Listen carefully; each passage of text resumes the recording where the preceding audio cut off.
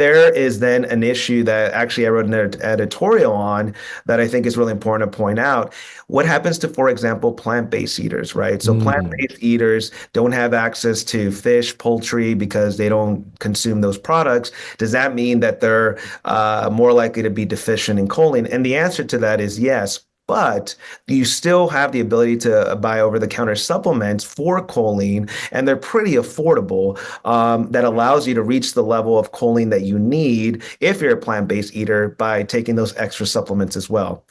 And they vary drastically. So I have a lot of individuals that reach out to me and say, "Hey, I'm taking this multivitamin and it has choline. Am I okay?" And a lot of times I said, "No, you're not, because multivitamins usually have 15 milligrams of choline, maybe 20 milligrams of choline." You want So hundreds per day. yeah, so you need hundreds, right? So if you are deficient or are eating mainly a plant-based diet, it is recommended that you actually get a bottle that has actual choline in it in the Mhm. hundreds of Mhm. milligrams per day. Um, yeah, and I'll just ask you this real quick because I think it's an interesting and important question.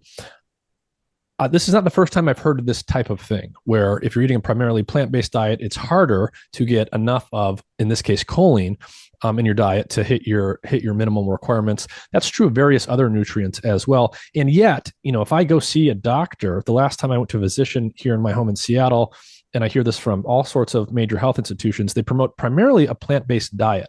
Is it strange to you at all that plant-based diets are really in vogue right now with major health organizations, and yet they're often low in bioavailable nutrition like choline?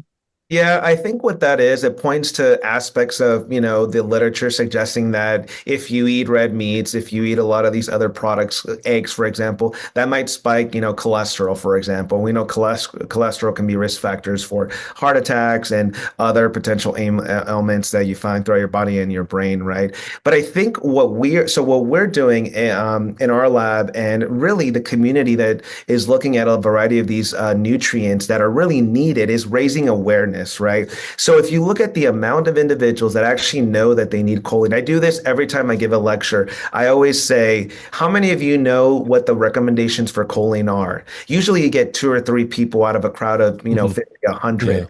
So 90% of Americans are currently not getting the adequate amount of choline that they need. 90, 90.